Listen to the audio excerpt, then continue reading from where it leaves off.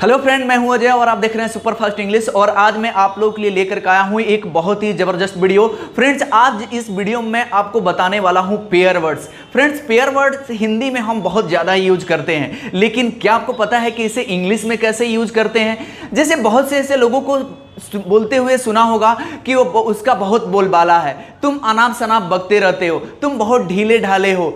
क्या आपको पता है कि इसको इंग्लिश में कैसे बोलते हैं? हिंदी में हम इसे बहुत आसानी से बोल लेते हैं। तो इसी वर्ड्स को आज हम लोग देखने वाले हैं, तो इस वीडियो को आप शुरू से लेकर के लास्ट तक आप देखते रहिए, क्योंकि ये वीडियो होने वाला है आपके लिए बेहद खास। तो चलिए शुरू करते हैं फ्रेंड्स और देखते हैं वर्ड्स को। तो फ्रेंड्स, ढीला ढाला को इंग्लिश में क्या बोलते हैं? फ्रेंड्स, ढीला ढाला को इंग्लिश में बोलते हैं स्लो। तो जब कभी भी आपको बोलना होगा कि तुम बहुत ढीले ढाले हो, तो उसे आप बोल सकते हैं यू आर वेरी स्लो। तो इसे हम बोलेंगे तुम बहुत ढीले ढाले हो। अगला वर्ड है आपका बोलबाला। बोलबाला को इंग्लिश में क्या बोलते हैं? तो बोलबाला को इंग्लिश में हम बोलते हैं इफेक्ट या फिर इन्फ्लुएंस। उसे हम इफेक्ट बोल सकते हैं या फिर इन्फ्लुएंस बोलेंगे, और इसका मतलब होता है बोलबाला। फ्रेंड, छेड़छाड़ करना, छेड़छाड़ करना को इंग्लिश में क्या बोलते हैं? छेड़छाड़ करना को इंग्लिश में बोलते हैं टीज। टीज का मतलब होता है छेड़छाड़ करना। टाल मटोल करना, टाल मटोल आपने बहुत सुना होगा कि बहुत लोगों को बोलते हुए सुना होगा कि तुम तो बहुत टाल मटोल करते हो। वैसे आप भी बहुत टाल मटोल करते हैं, वैसे करते नहीं हैं। तो टाल मटोल करना को इंग्लिश में क्या बोलते हैं? तो टाल मटोल करना को इंग्लिश में बोलते हैं to make excuse. To make excuse का मतलब बहाना देना भी होता है। तो जब बहाना आप दोगे तो टाल मटोल तो ऑटोमेटिक ही हो ही जाएगा। अगला वर्ड है आपका मारधाड़। मारधाड़ को इंग्लिश में क्या बोलते हैं? तो मारधाड़ को इंग्लिश में बोलते हैं वायलेंस।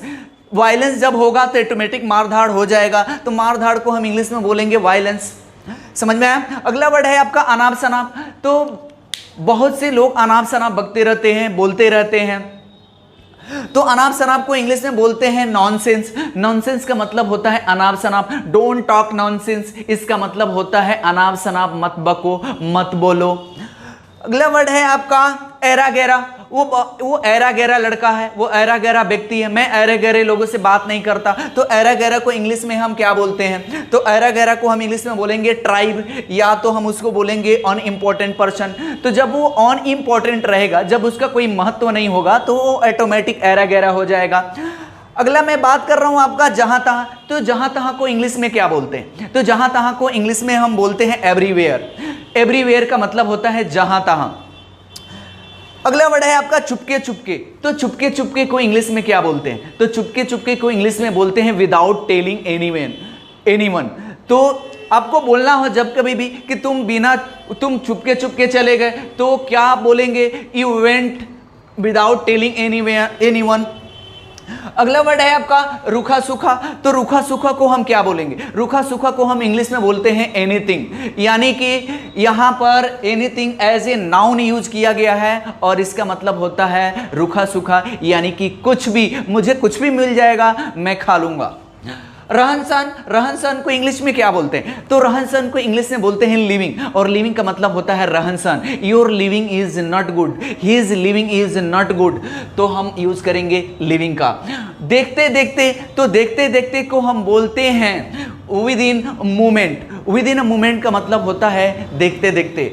फ्रेंड्स, अगला वर्ड है आपका बच्चा बच्चा। गांधी जी को बच्चा बच्चा जानता है, ऑलमोस्ट एवरीवन का यूज करते हैं। ऑलमोस्ट एवरीवन का मतलब होता है बच्चा बच्चा। सुख दुख, तो सुख दुख को हम क्या बोलते हैं? सुख दुख को इंग्लिश में हम बोलते हैं हैप्पीनेस सैडनेस। हैप्पीनेस सैडनेस का मतलब होता है सुख दुख।